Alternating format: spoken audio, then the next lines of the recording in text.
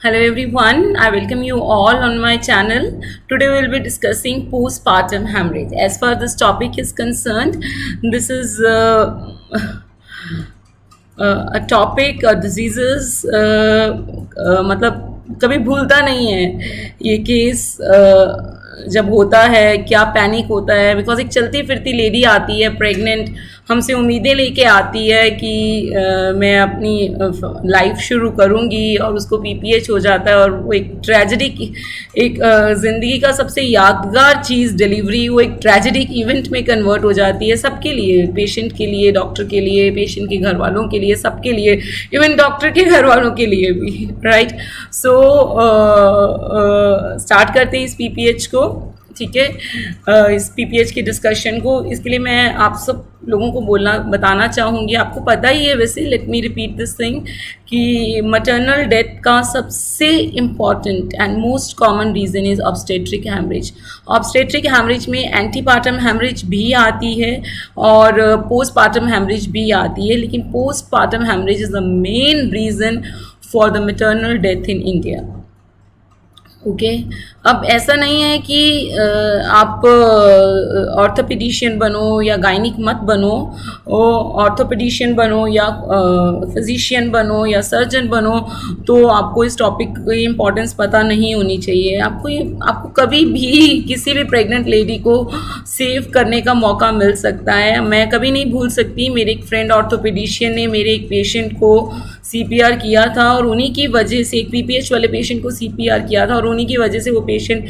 Revive किया था अगर वो नहीं आए होते तो स्टाफ एक डॉक्टर के जितना नहीं अच्छा सीपीआर कर सकता अगर वो नहीं आए होते तो we would have lost that patient so thanks doctor Manjeet so let's start the discussion of PPH be attentive don't miss the chance जो आपको मिलेगा एक लेडी को सेव करने का एक लेडी की डेथ होती है ना पूरी फैमिली का लॉस होता है ठीक है सो जब भी चांस मिले go you just need to have this few knowledge here okay let's start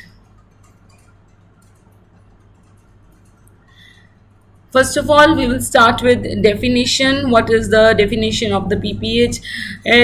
हमें पता है जब प्लेसेंटा को निकालते हैं डिलीवरी के टाइम पे बच्चा निकलता है फिर प्लेसेंटा निकलता है उसके बाद ब्लड लॉस होता ही होता है कुछ ब्लड लॉस नॉर्मल होता है अगर वो ज़्यादा ब्लड लॉस हो जाए तो उसे PPH बोलते हैं फिगर्स में याद करना पड़ेगा ठीक है अब हम स्मार्ट डॉक्टर्स बन गए हैं क्वेश्चंस भी आने लग गए हैं इस पर तो अगर नॉर्मल डिलीवरी हो रही है तो 500 ml से ज़्यादा ब्लड लॉस होता है तो उसको पीपीएच बोलते हैं and if it is a caesarean या ट्विंस वेजाइनल डिलीवरी है ट्विंस में एक्सपेक्टेड होता है थोड़ा सा ज़्यादा ब्लड लॉस होगा और सिजेरियन और ट्विंस डिलीवरी है तो 1000 ml से ज़्यादा अगर ब्लड लॉस हो रहा है तो उसको हम पीपीएच बोलते हैं कि इतना तक तो टॉलरेबल था कि इतना तक तो टॉलरेबल था अगर इससे ज़्यादा होता है तो that will not be tolerable and then we will start the our management of the PPH and then we declare that this patient is PPH थोड़ा सा इस डायग्राम को देखेंगे हम ये पैथोजेनेसिस बताता है पैथोजेनेसिस पे कभी क्वेश्चन आया नहीं है ठीक है तो लेट्स सी पैथोजेनेसिस में क्या होता है ये आर्टरीज हैं जो रेड कलर से जो मार्क्ड हैं ये वाली ये आर्टरीज हैं जो यूट्रस को सप्लाई करती हैं और मदर से ब्लड लेके जाती हैं बच्चे तक ठीक है अब जब डिलीवरी के बाद जो है प्लेसेंटा रिमूव हो जाता है ठीक है हमारे पास एक सिस्टम है जिससे हम इस प्लेसेंटा को रिमूव कर सकते हैं ठीक है हियर इट इज ज़्यादा ही कुछ रिमूव ना हो जाए आउच लेट मी सी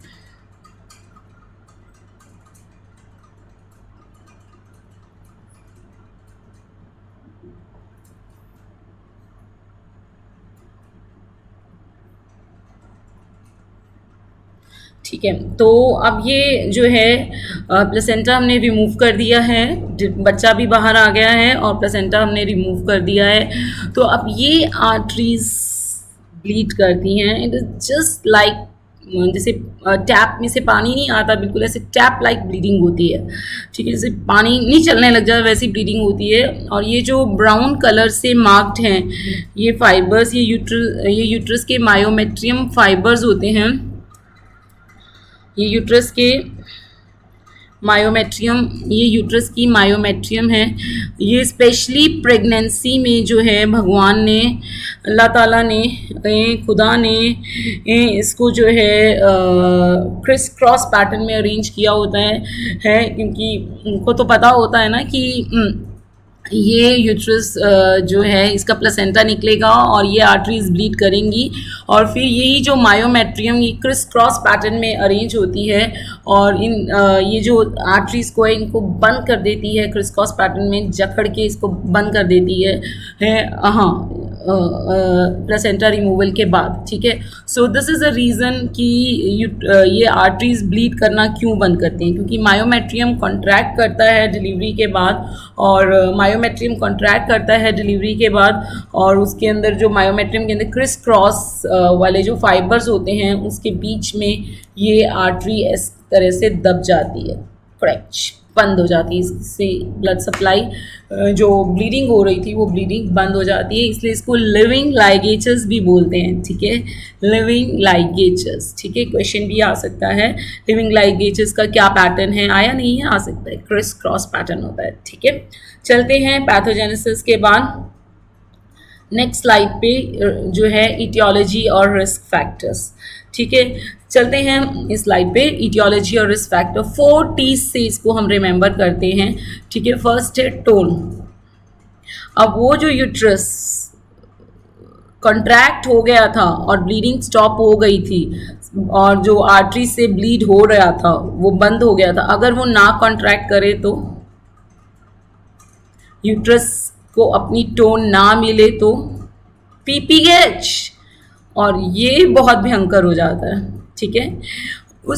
अब क्या रिस्क फैक्टर्स हैं कि यूट्रस कॉन्ट्रैक्ट नहीं करेगा, किन किन केसेस में हमें पहले से ही आगाह हो जाना है कि हाँ ये वो आ गया है पेशेंट जिसमें यूट्रस कॉन्ट्रैक्ट नहीं करेगा, ठीक है।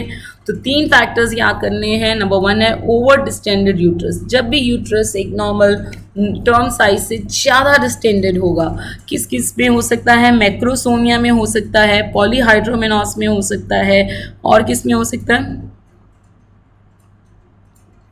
मैक्रोसोमिया में हो सकता है, पॉलीहाइड्रोमेनॉस में हो सकता है और मल्टीपल प्रेगनेंसी में हो सकता है, किसी भी कंडीशन में जहां आपको लगे, मल्टी पैरस में हो सकता है, इतनी बार डिलीवर किया यूट्रस का साइज ही बड़ा हो जाता है, ठीक है। तो इन सब कंडीशन में ओवर डिस्टेंडेड यूट्रस होता है। जो यूट्रस ज़्यादा डिस्टेंडेड है उसे कॉन्ट्रैक्ट करने में उतना ही जोर लगाना पड़े, हो सकता है ना हो, एटोनिसिटी, एटोनिक, इसी को बोलते हैं एटोनिक यूट्रस, यूट्रस की जो टाइट सी टोन है वो ना आए, ठीक है, ढीला रह जाए, ठीक है। नेक्स्ट रीज़न है प्रोलॉन्ग लेबर। प्रोलॉन्ग लेबर में तो हद ही ख़त्म हो जाती है, इतनी ज़्यादा वो जो रिसेप्टर्स होते हैं ऑक्सीटोसिन रिसेप्टर्स और बाकी रिसेप्टर्स होते हैं वो सैचुरेट हो जाते हैं, वो कहते हैं अब नहीं हमने करना, बहुत कॉन्ट्रैक्शंस दे दी हमने, बहुत कर ली, वो सैचुरेट हो जाते हैं, वो नहीं रिस्पॉन्ड करते किसी भी मैकेनिज्म, किसी और यूट्रस कॉन्ट्रैक्शंस को, ठीक है। इन्फेक्शंस तो हर कोई नॉर्मल फिजियोलॉजी को बिगाड़ ही देते हैं, ठीक है। तो ये 3 रीजंस आपने प्लीज़ ध्यान रखने हैं, ठीक है। INICT में 22 में क्वेश्चन आया है, आपके एग्जाम में भी आ सकता है, ठीक है। ये 3 रीजंस ध्यान रखने हैं, over distended uterus, infections and prolonged labour.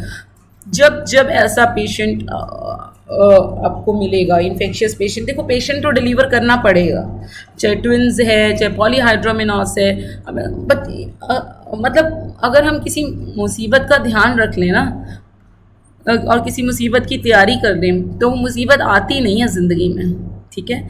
Exams की अगर हम अच्छे से तैयारी कर लें ना, एग्ज़ाम्स क्लियर हो जाते हैं, ठीक है। वैसे अगर हम पीपीएच को भांप लें कि पीपीएच होने वाला है और उसकी हम तैयारी कर लें तो पीपीएच होता नहीं है। This I have seen in my practice कि जिस पीपीएच की तैयारी कर लें ना, ब्लड अरेंज करा लें और सब कुछ करा लें, वो पीपीएच होता नहीं है, यस। पीपीएच होता है यूजली वो बिगड़े हुए जो केस आते हैं ना रेफर होके, हाँ, जिनका कोई मैनेजमेंट आप नहीं कर सकते, जिनकी कोई तैयारी नहीं कर सकते, आधी रात को आते हैं, उनमें होता है यूजली पीपीएच। हो सकता है वैसे भी हो सकता है इलेक्टिव वे में भी PPH is a state complication, but usually उनमें होता है। That's my experience. Tissue next reason है। फर्स्ट टी था टोन, सेकंड टी है tissue. What is this tissue means? Tissue means कि प्लेसेंटा को बाहर निकलना था, मेम्ब्रेन्स को बाहर निकलना था, वो दोनों नहीं निकले। तो नेचर कोशिश करती रहेगी, और जब भी नेचर उसको बाहर निकालेगी, कोई प्लेसेंटल बिट्स रह गए, छोटा सा प्लेसेंटल बिट्स रह गया, मेम्ब्रेन्स की बिट्स रह गए, या कोई लोब रह गया, सेक्सेंचुरेटा में एक्स्ट्रा लोब्स होते हैं, या कोई लोब रह गया, तो वो उसको नेचर निकालती रहेगी। और जब भी यूट्रस जो है कॉन्ट्रैक्ट रिलैक्स करेगा, कैसे निकालता है यूट्रस, कैसे कॉन्ट्रैक्ट रिलैक्स करके, राइट, वो निकालेगी, तो वो आर्टरीज फिर ब्लीड करेंगी। Third reason is trauma. जब डिलीवरी हो रही थी तो आसपास कहीं भी ट्रॉमा हो गया, कोई आर्टरी रप्चर फूट गई और वो आर्टरी ब्लीड कर रही है, ठीक है, क्वाइट कॉमन है ना। वो देखा ही होगा ना आपने, दाइयाँ डिलीवरी करते हैं, फंदस लगा लगा के 5-5 किलो के बच्चे निकालते हैं, ठीक है। थ्रोम्बिन कोई कोगुलेशन प्रॉब्लम है, मोस्टली पीपीएच का रीज़न जो है वो डीआईसी होता है, ठीक है। और उस रीज़न में तो आपको पता ही है कि हीमोस्टेसिस होना बड़ा मुश्किल है, ठीक है। चलिए नेक्स्ट स्लाइड पे चलते हैं। तो ये थे 4 reasons, tone, tissue, trauma and thrombin, जिसमें सबसे डरावना टोन है, बाकी कोई इतने डरावने नहीं हैं। इवन टोन के सामने तो थ्रोम्बिन भी इतना डरावना नहीं है। क्लासिफिकेशन ऑफ द पीपीएच पे चलते हैं। क्यों क्लासीफाई किया जाता है, क्यों हमें ये डाटाज याद करने पड़ते हैं, क्यों ये सब कुछ होता है, क्यों सिलेबस हमारा बढ़ता है, ठीक है। इसीलिए नहीं बढ़ता, प्रैक्टिकली चीज़ें देखी गई हैं और फिर उनके हिसाब से किया गया।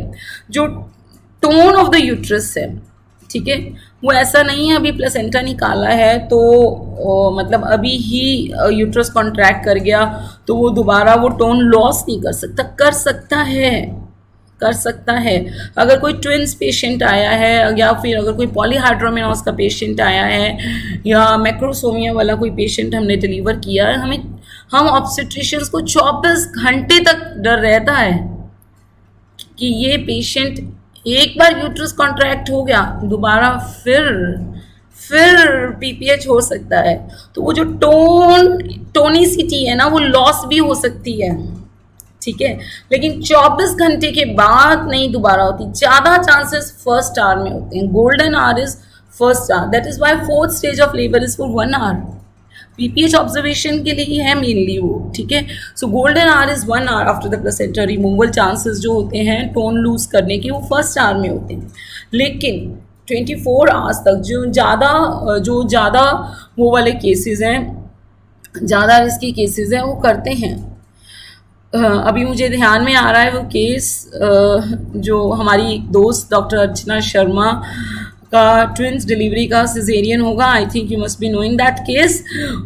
उसको ओटी में नहीं पीपीएच हुआ था, उसको ओटी से बाहर आके हुआ था, right, twins, right, do you remember that case?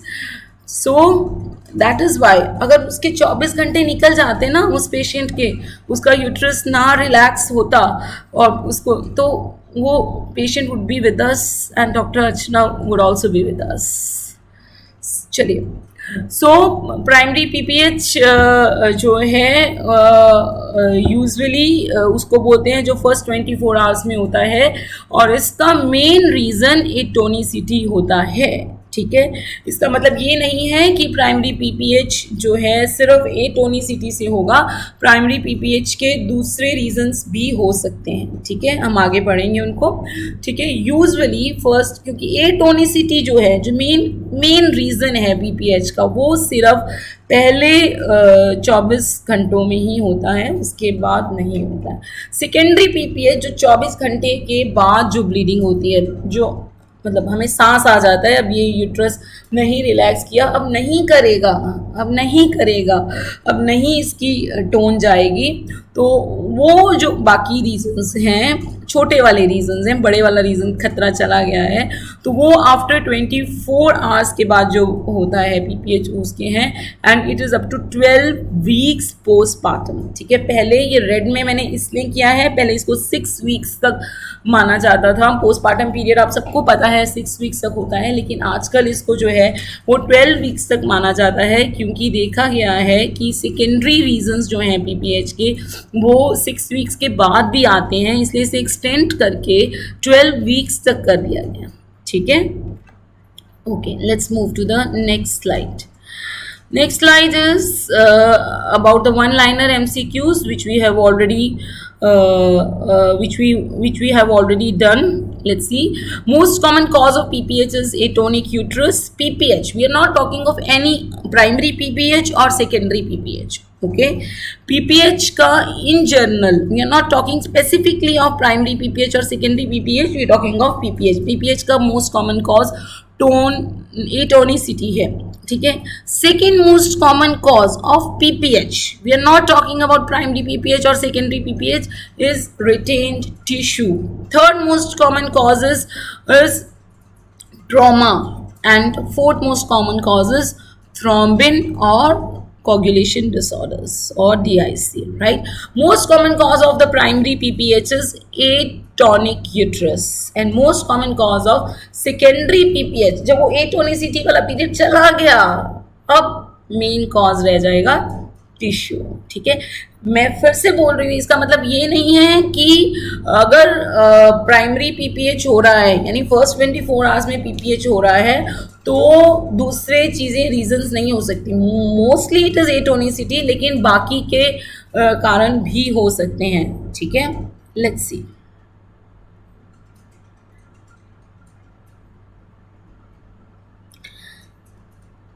Medical management. चलिए, हमने पीपीएच पढ़ लिया, इसके कारण पढ़ लिए, अब हमने जो है इसको मैनेज करना है. इतना पूछते हैं ना, इसके बाद क्या करोगे, इसके बाद क्या करोगे, नेक्स्ट स्टेप इतना पूछते हैं, तो हमने निमोनिक ही बना डाला. ठीक है, सबसे पहले इसका मेडिकल मैनेजमेंट का निमोनिक है हीमो. ठीक है, देखते हैं हीमो में क्या है. H स्टैंड्स फॉर हेल्प, ये मेडिकल मैनेजमेंट का निमोनिक है. ठीक है, HEMO, H stands for help. बुला लो सबको, जो भी है, स्टाफ, क्लास 4, पियोन, डॉक्टर्स, जो भी हैं बुला लो. अब तो बुला लो, पीपीएच हो गया, बुला लो. Assess blood. A, this A is very important. ठीक है, यू हैव टू असेस कि पेशेंट किस कंडीशन में लैंड अप हो गया है. ठीक है, assess the blood loss, assess the vitals, and then resuscitate. Resuscitate is always the first thing you have to do in any emergency, whether it is PPH or any emergency. Resuscitation is the first. अब resuscitation के step A B C होते हैं, airway, breathing and circulation. या airway breathing को कुछ नहीं होने वाला, बहुत लास्ट में होता है, हमें सर्कुलेशन पे ही ध्यान करना होता है. राइट, ब्लड लॉस हो रहा है. Right, so you have to resuscitate the patient. Okay, now resuscitate कैसे करना है. ब्लड लॉस हो रहा है, सर्कुलेशन मेंटेन करनी है, तो फ्लूइड्स देने पड़ेंगे. राइट, फ्लूइड्स देने हैं. ठीक है, पहले हम नहीं पढ़ते होते थे, इसीलिए इसको मैं कंसाइज नोट्स बोलती हूँ कि फ्लूइड कैसे देने हैं. INICET मई 22 में क्वेश्चन आया है, उसी में ही पढ़ लेंगे फ्लूइड्स कैसे होने हैं, आप एड अप कर लेना नोट्स के अंदर. ठीक है, नंबर 3 इज HA हो गया, assess the blood loss, vitals and resuscitate accordingly. Number 3 is establish aetiology. Aetiology देखनी है. 4 इटियोलॉजीज पढ़ी थी हमने. क्या क्या पढ़ी थी. Number one we studied was trauma. Number 2 we studied was tissue, retained tissue, retained placenta. Number 3 we studied was trauma, and number 4 we studied was thrombin. चारों का अलग मैनेजमेंट है. एक सेकेंड लो, असेस कर लो क्या कारण है. मानती हूँ एटोनिसिटी पहले है, प्लीज ई वाला स्टेप कर लो. कैसे देखते हैं कि यूट्रस में टोन आई है कि नहीं आई. पास में खड़े हो, आप डिलीवर कर रहे हो, वो यूट्रस पे पीए करके देख लो. राउंड हार्ट स्ट्रक्चर अगर बन गया है तो it is some another cause, tone आ गई है. और अगर नहीं बना है तो टोन नहीं आई है, तो उसका क्या रीजन है. एटोनिसिटी। और अगर यूट्रस हार्ड हो गया है तो retain tissue. Number one reason of other reasons are other than atonicity, reasons are retain tissues, बाकी सब कुछ जो होता है, ठीक है। अब हमने इस्टेब्लिश कर लिया कि टोन नहीं बनी है, सॉफ्ट सा यूट्रस है, हार्ड यूट्रस नहीं है, ग्लोबुलर सा स्ट्रक्चर नहीं बना है, हार्ड नहीं है। अब हमने इस्टेब्लिश कर लिया कि इटियोलॉजी इज एटोनिसिटी, ठीक है। इसलिए हु हल्ला पैनिक में भी आपको हमेशा ध्यान रखना है कि 4 रीजंस हैं पीपीएच के: टोन, टिश्यू, ट्रॉमा, थ्रोम्बिन, ठीक है। चारों का अलग मैनेजमेंट है, प्लीज असेस कर लेना कौन सा रीजन है, ठीक है। Okay, let's study massage. M is for massage. By manual uterine compression करना पड़ता है, हमें पता लग गया। अब सारा मैनेजमेंट एटोनिक का है, ठीक है, क्योंकि यूजली एटोनिक ही होता है यूट्रस। हमने पीए करके देख लिया, यूट्रस सॉफ्ट सा पड़ा है, बहुत बड़ा सा लार्ज सा यूट्रस पड़ा है, सॉफ्ट सा पड़ा है, ठीक है। अब हमने मसाज करने के बाय मैनुअल यूट्राइन कंप्रेशन, ठीक है।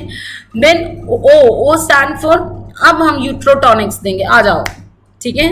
यूट्रोटॉनिक्स देंगे, क्या क्या यूट्रोटॉनिक्स देंगे? सबसे पहले ऑक्सीटोसिन इन्फ्यूजन, ठीक है।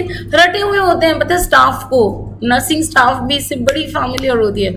हमारे आने से पहले, डॉक्टर के आने से पहले ही कर दिया जाता है सब कुछ ये सब, ठीक है। तो आपको तो आना ही चाहिए, ठीक है। ऑक्सीटोसिन इन्फ्यूजन, ऑक्सीटोसिन इन्फ्यूजन की डोज 20 यूनिट है और इसको हम आईवी बोलस नहीं देते हैं, ये हम अगली स्लाइड में पढ़ेंगे, ठीक है। और नेक्स्ट है मिथर्जिन इंजेक्शन, मिथर्जिन, इसको हम आईवी भी दे सकते हैं और आईएम भी दे सकते हैं, लेकिन देंगे कैसे? आईवी। पीपीएच जल्दी यूट्रस को कॉन्ट्रैक्ट करवाना है। मिथर्जिन क्या करता है? मायोमेट्रियम को कॉन्ट्रैक्ट करवाता है। और इसकी डोज क्या है? डोजेस नहीं याद रहती, यस, ये फीडबैक आया था। देखिए ऑक्सीटोसिन का डोज तो याद रहती है सबको, ठीक है।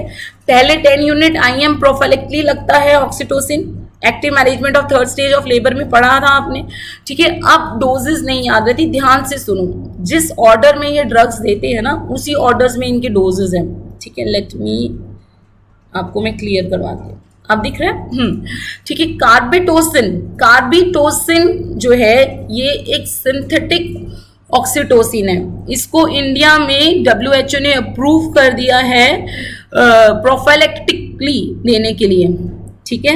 और इसकी डोज है 100 माइक्स, सब डोजेस माइक्स में लिखी हैं और बिल्कुल इसी ऑर्डर में ड्रग्स ऑर्डर करने हैं और बोलने हैं, ठीक है। स्टाफ देगी, बोलने तो आपको है। कार्बिटोसिन 100 माइक्स आईवी स्लो, ठीक है। Methergine 200 mics IV slow, maximum dose 1 milligram. Carboprost 250 mics 250 mics. IM, never give carboprost IV, never. 2 injection ऐसे हैं जिनको IV दे दोगे ना बहुत गड़बड़ हो जाएगी, कार्बोप्रोस्ट एंड नंबर 2 वोवरन डाइक्लोफेन, ठीक है। मिसोप्रोस्ट 800 mics, route is per rectal or sublingual as per you prefer, ठीक है। I prefer it per rectal, okay.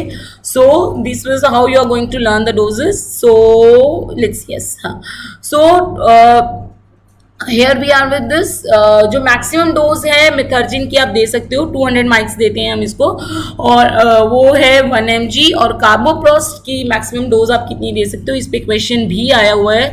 उसकी जो मैक्सिमम डोज है वो 2 mg है या 2000 माइक्स है, ठीक है। यानी मिथर्जिन के आप 5 इंजेक्शंस लगा सकते हो, इसको रिपीट करना होता है 15-15 मिनट के बाद, और कार्बोप्रोस्ट के आप 8 इंजेक्शंस तक लगा सकते हो। बट इनके देखने में कि असर आ रहा है कि नहीं आ रहा, तब तक आप वेट नहीं करोगे। एक इंजेक्शन लगा के असर नहीं आ रहा, go to the next step, साथ में सिस्टर को बोलते रहो, ठीक है। अगर नहीं कॉन्ट्रैक्ट हो तो लगाते रहना, बट वेट नहीं करना। मिथर्जिन के 15 मिनट बाद लगाना है तो 5 मिथर्जिन पूरे करो, फिर अगले स्टेप पे नहीं, एक लगा के नेक्स्ट स्टेप और बोल दो स्टाफ, ठीक है। चलिए नेक्स्ट स्लाइड पे चलते हैं। अब क्योंकि जो है ड्रग्स के, ये जो हमारे यूट्रोटॉनिक्स हैं, इनके बड़े वो पूछे जाते हैं।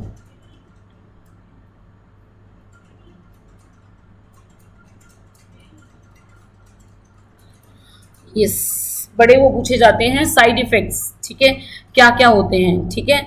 एक तो ऑक्सीटोसिन को कभी भी हम अनडाइल्यूटेड नहीं देंगे। क्यों नहीं देंगे ऑक्सीटोसिन को अनडाइल्यूटेड? क्योंकि अगर हम ऑक्सीटोसिन को अनडाइल्यूटेड देंगे तो क्या हो जाएगा, सॉरी, हाँ नहीं देंगे, बोलस दे देंगे, सीधा आईवी स्टैट दे देंगे तो क्या हो जाएगा, हाइपोटेंशन, ठीक है। बहुत डरते हैं एनेस्थेटिस्ट, उन पे ब्लेम जाता है ना सारा सिजेरियन में कि तुमने बीपी नहीं कंट्रोल किया, हमारे तो पेशेंट, हमने तो बीपीएच होने नहीं दिया, ठीक है। नेक्स्ट इज मिथाइल एगोमेट्रिन, मिथर्जिन को कार्डियक डिजीजेज वाले पेशेंट में, हाइपरटेंशन में नहीं देना है क्योंकि ये हाइपरटेंशन करता है और कार्डियक डिजीजेज को इंक्रीज करता है। ट्विंस में नहीं देना है क्योंकि अभी एक ही बच्चा आया है, ट्विंस में फर्स्ट डिलीवरी के बाद नहीं देना, और आरएच नेगेटिव में नहीं देना है, अगेन ज़्यादा जो है एंटीजेंस का ट्रांसमिशन करता है। नेक्स्ट ड्रग है कार्बोप्रॉस, इसका पूछा नहीं गया है, मिथर्जिन का पूछा गया, ऑक्सीटोसिन का पूछा गया एग्जाम्स में, कार्बोप्रॉस का पूछा जा सकता है, जिसको PGF2 अल्फा भी बोलते हैं, उसको अस्थमा के पेशेंट में नहीं देना है। हमारा एक पेशेंट बहुत बिगड़ गया था, पैनिक में हमने उसको लगा दिया था कार्बोप्रॉस, पर वी सेव्ड इट, ठीक है, मेरी खुद की स्टाफ ही थी, but we saved it. Okay next, चलिए, अब हमने मेडिकल मैनेजमेंट कर दिया, हमने सारे स्टेप कर दिए, अब हमने इसका क्या करना है, सर्जिकल मैनेजमेंट करना है। इसमें भी ना बहुत पूछा जाता है, इसके बाद क्या करोगे, इसके बाद क्या करोगे, तो इसके लिए भी ना मैंने एक निमोनिक बनाया है। लेट मी इस कैमरे को नीचे कर दूँ मैं थोड़ा सा, फिर आपको वो निमोनिक दिख जाएगा। हम थोड़ा सा हंस भी लेंगे।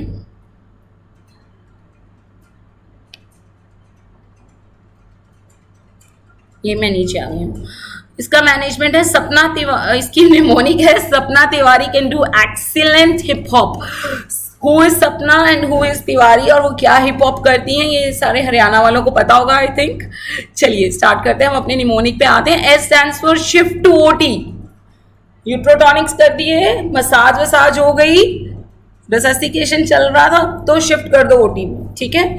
चलिए, टी स्टैंड्स फॉर टेम्पोनेट, ठीक है, Bakri balloon, condom catheter, Sengstaken tube, इन सबको फुला दो यूट्रस में ताकि दबाव रहे यूट्रस पे और जो है यूट्रस कॉन्ट्रैक्ट हो जाए। टेम्पोनेट कर दो, ठीक है, दबाव करो यूट्रस, दबाव बनाओ यूट्रस पे, ठीक है। वो आर्टरीज जो ब्लीड कर रही हैं टैप की तरह वो ना करें, ठीक है। ये क्वेश्चन पूछा गया था, मुझे ये साल नहीं याद है कि बकरी बैलून को कितना ज़्यादा तक फुला सकते हो, 500 ml तक फुला सकते हो उसको, और जो है इसके अंदर कितना फ्लूइड डाल, स्टार्टिंग में इसके अंदर 200 ml डालते हैं, अगर ब्लीडिंग नहीं रुकती है तो इसको 500 ml तक लेके जा सकते हैं।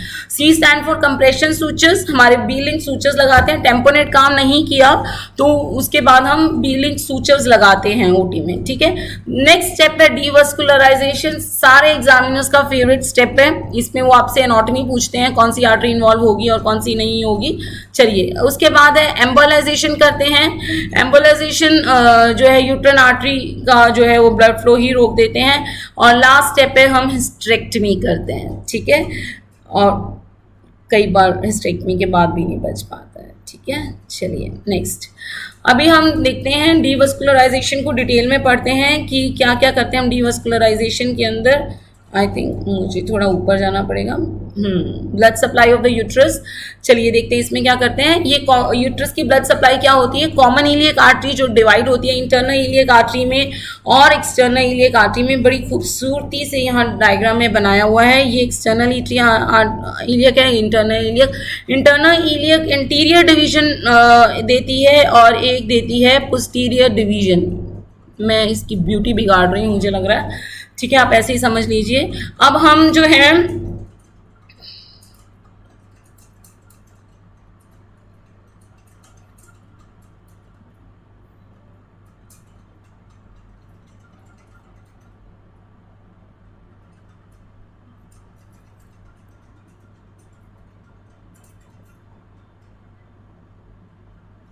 हाँ, अब एंटीरियर डिवीजन की क्या ब्रांचेस होती हैं और पोस्टीरियर डिवीजन की क्या ब्रांचेस होती हैं और डीवस्कुलराइजेशन क्या होता है ये मैं आपको बताती हूँ, ठीक है।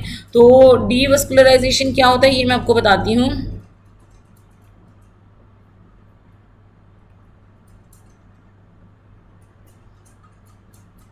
ठीक है, पता नहीं क्यों आ गया है साइड में। Blood supply of the uterus, जो ब्लड फ्लो हो रहा है हमसे, तो वो जो आर्टरीज खुली रह गई थी हमसे तो वो बंद हुई नहीं, तो अब हमें उनको बंद करना है। तो हम कैसे करेंगे कि जो एक प्रेशर से जो उन आर्टरीज में फ्लो आ रहा है, ठीक है, यूट्रस की ब्लड सप्लाई में जो एक प्रेशर से फ्लो आ रहा है हम उस फ्लो को ही कम कर देते हैं। तो इसलिए हम ये जो आर्टरी है ये वाली इंटीरियर डिवीजन से निकलती है ना यूट्राइन आर्टरी की ब्रांच, उस पर हम हल्का सा एक लाइगेटर लगा देते हैं, पूरा कस के नहीं बंद करते हैं उसको, हल्का सा ऐसे वो कर देते हैं ताकि वो फ्लो रुक जाए, ठीक है। उसको ऐसे हल्का सा वो कर देते हैं, लाइगेट कर देते हैं लूज सी से, और इस तरह से लेहीज फोर्सेप्स से हम ऐसे ये इंटीरियर डिवीजन को लाइगेट कर देते हैं, ठीक है।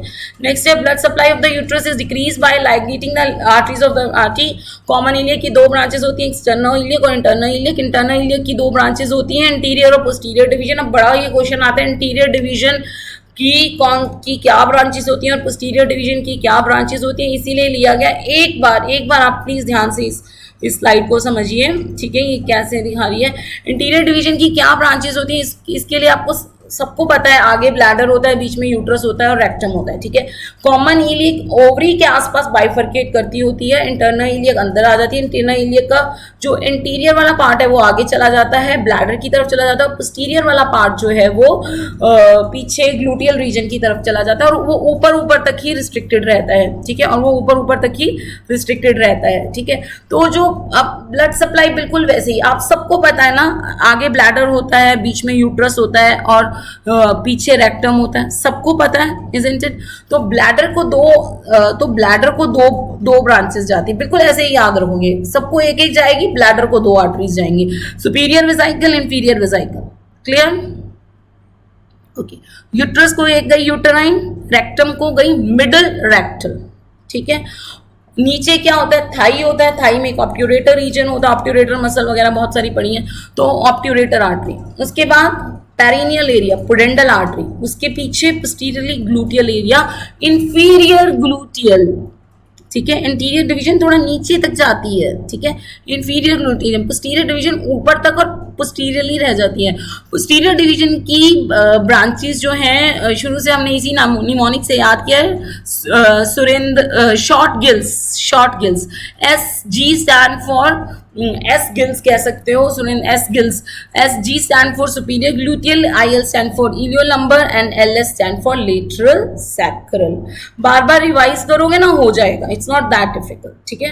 कॉन्ट्रा इंडिकेशन ऑफ यूट्रोटॉनिक्स कर चुके हैं हम। स्टार्ट करते हैं previous year 5 years PYQ session. INICT में क्वेश्चन आया था, थोड़ा मैं भगाऊंगी, समझने वाला पार्ट हमारा हो चुका है, ठीक है। सो ऑलमोस्ट मुझे लगता है बड़ी जल्दी खत्म कर लिया हमने। INICT May 22 में आया था, क्या सही है PPH के बारे में। Number 1, blood loss of more than 500 ml in normal vaginal delivery. Yes, this is right, blood loss of more than 500 ml in normal vaginal delivery is PPH, correct. Prolonged labor, chorionitis, multiple pregnancy are risk factors of atonic PPH, पढ़ चुके हैं हम, ये भी सही है। Initial management is colloids, no, crystalloids, ये गलत है, ठीक है। And 4 times the volume of blood loss is replace, ये लास्ट वाला सेंटेंस सही है, बट इनिशियल मैनेजमेंट हम RLNS DNS इनसे करते हैं। If the haematocrit post delivery is less than haematocrit at admission, ठीक है, the volume of the blood loss can be calculated by adding 5000 ml for each 3 volume % drop in the haematocrit. तो इस तरह से हम जो है एक बार हम फ्लूइड लगा के टाइम निकाल लेते हैं, लेकिन बाद में हम कैलकुलेट करके फिर इस हिसाब से कर देते हैं, ठीक है। चलिए नेक्स्ट स्लाइड पे, नेक्स्ट क्वेश्चन पे चलते हैं। इन नवंबर 2019 में आया हुआ क्वेश्चन है, false regarding the PPHs, obesity is a risk factor. इस क्वेश्चन को पढ़ने से पहले मुझे भी नहीं पता था ओबेसिटी रिस्क फैक्टर है। Let's see, previous PPH is a risk factor. Yes, कोई भी प्रॉब्लम पहले हुई है तो अब उसका अगला marker risk factor previous PPH होगा ही। Active management of third stage of the labour controls PPH, बिल्कुल इसीलिए हमने एक्टिव मैनेजमेंट स्टार्ट की है।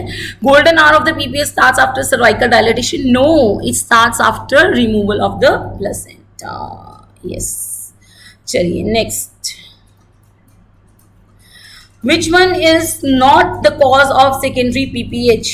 Yes, placenta previa, retained bits of placenta, polyp and placenta subcentrata. So the answer is placenta previa. Placenta previa is a cause of antepartum hemorrhage. It is not the cause of postpartum hemorrhage. Yes, we are right. Next question है FMG 2019 में आया हुआ question है, 3 years lady with 4 children after 5th NBD had excessive vaginal bleeding after the placenta previa. कौन सा risk factor आ रहा है? Multiparity. It is due to, of course it is due to PPH. Okay, let's see the next question. Number 6 slide is, when does secondary PPH occur? This was a question from FMG June 2002. Yes, it's occur after 24 hours and it can also occur up till 12 weeks. Okay, next is this question. NEET PG 2021 में following delivery a woman has atonic PPH despite conservating measure, the bleeding persists. She was shifted to OT where the surgeon proceeded to do a devascularization procedure in which order the vessels are ligated. Of course uterine vessels पहले ligate की जाती हैं, फिर ovarian artery की भी branch uterus को आ रही होती है तो उस branch को हम ligate करते हैं और उसके बाद internal iliac artery को ligate करते हैं. ठीक है, पढ़ाते बहुत आसानी से इंटरनल इलियक आर्टरी को लाइगेट करना, बट बड़ा मुश्किल होता है ढूंढना, इसकी बहुत मुश्किल से प्रैक्टिस होती है. चलिए हो जाती है, ठीक है, हर काम की तरह मुश्किल है बट हो जाती है. ठीक है, नेक्स्ट है in November 2021 in atonic PPH what is done? Uterine massage is the first step. Yes. Suction of uterus is done. Yes, it is done. कहीं कुछ पीस रह गया तो निकल जाएगा सक्शन से. IV methyl ergometrine is given to all. Yes, it is given to all. B Lynch suture if medical management fails. Yes, it's right. A, B, C, D all are correct. NEET PG 2019 maximum dose of 15 methyl PGF2 alpha, that is carboprost, in the management of the PPH is 2000 mics. We have already studied this, right? Next, INICT November 21 dose of carbetocin. मैंने कहा था ना ऐसे ही याद करना, CM, carbetocin, methergin और कार्बोप्रोस्ट and then last में फिर मिजोप्रोस्ट. कार्बेटॉसिन की 100 माइक्स, मिथर्जिन की 200 माइक्स, कार्बोप्रोस्ट की 250 माइक्स और मिजोप्रोस्ट की 800 माइक्स. वो भी पूछ लेंगे, मिजोप्रोस्ट की भी पूछ लेंगे, नहीं पूछी तो कभी पीछे पूछी हुई है. What is the common obstetric condition in which this procedure is done? वही हमारी प्यारी सी इंटरनल इलियक आर्टरी आ गई है. ठीक है, next, branch of the anterior division of internal iliac artery are all except middle vesical नहीं होती. ठीक है, ब्लैडर को 2 आर्टरीज जाती हैं, नंबर A और B पे जो लिखी हैं, फिर इंफीरियर ग्लूटिया और वेजाइनल आर्टरी जाती है. नेक्स्ट, पहले हम याद नहीं करते होते थे, वेजाइनल आर्टरी जाती है बट अब हम याद करते हैं. ठीक है, a patient underwent iliac artery ligation for PPH. Later she develops pain over the left gluteal region. Which artery was injured? ठीक है, विसरा में ब्लड फ्लो कर देना कुछ खास नहीं होता, लेकिन स्केलेटल रीजन में ब्लड फ्लो कम जाए ना तो थोड़ी प्रॉब्लम होती है. तो यहाँ पे जो है वो ब्लड फ्लो कम जा रहा है ग्लूटियल रीजन को, तो ये पोस्टीरियर डिवीजन जो है लाइगेट हो रही है. तो पोस्टीरियर डिवीजन की ब्रांच होती है सुपीरियर ग्लूटियल आर्टरी. ठीक है, क्योंकि जो विसरा को ब्लड फ्लो कम चला जाए तो कोई इतनी प्रॉब्लम नहीं होती, पेन नहीं होती है इतनी. और लेकिन अगर जो हमारी स्किन है और मसल्स हैं इनको ब्लड जाए तो ना पेन होती है. तो ये जो है पोस्टीरियर डिवीजन की सुपीरियर ग्लूटियल आर्टरी है, ये थोड़ा स्केलेटल एरियाज पे ब्लड सप्लाई देती है, इसलिए इसको पेन हो रही है. और पोस्टीरियर डिवीजन की आर्टरीज का निमोनिक है short gills. SG stands for superior gluteal. Answer is B before boy. Next and the last question is which has come who defines maternal, WHO defines maternal death as death after delivery, death during the pregnancy, and within 6 weeks of the delivery, death during the pregnancy, and up to 1 year of after delivery, death from full term to within 24 hours of delivery. इसका answer है B. Maternal death क्या होती है? Maternal death बेटे वो होती है जो प्रेगनेंसी की वजह से हो रही है.